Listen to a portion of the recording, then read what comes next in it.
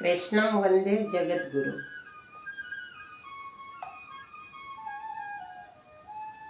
ఆత్మీయులందరికీ నా యొక్క నమస్కారములు. నా శ్రేయోభిలాషులందరూ కూడా నా యొక్క కృతజ్ఞతలు. విన్నవారికి, విని ఇతరులకు మరి సలహాలు ఇచ్చిన వారికి అందరికీ, నా శ్రేయోభిలాషులందరికీ నా యొక్క హృదయపూర్వక నమస్కారం. ఇప్పుడు నేను పాడి వినిపించాలనుకున్నది శ్రీమద్ భగవద్గీతలోని శ్లోకాలు. భగవద్గీత మహా గొప్ప గ్రంథము, పవిత్ర గ్రంథము కాబట్టి ఒక ప్రామాణికమైనటువంటి గ్రంథము.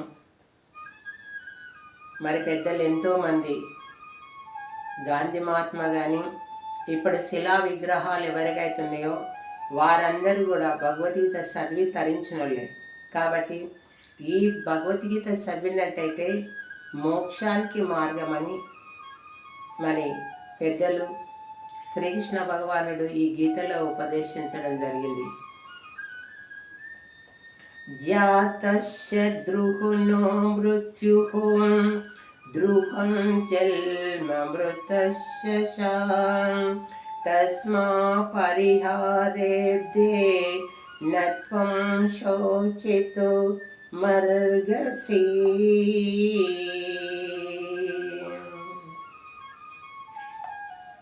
ఇందులో ఈ శ్లోకానికి తాత్పర్యం ఏమంటే, మానవునికి శరీరానికి మాత్రమే నాశనం ఉంది, ఆత్మ మాత్రము చిరత్వమైనటువంటిది. ఆత్మకు ఎన్నటికీ నాశనం లేదు.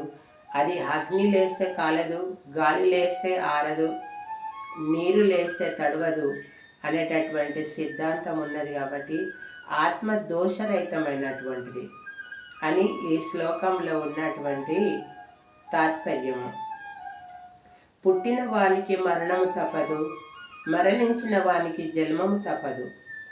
అనివార్యమగు ఈ విషయం గురించి శోకింపకు. అంటే మన శరీరం పోయిన తర్వాత మళ్ళీ పుట్టక తప్పదు.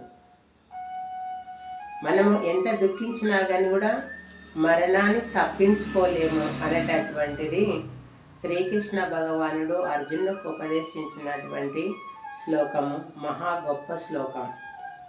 జై శ్రీరామ్.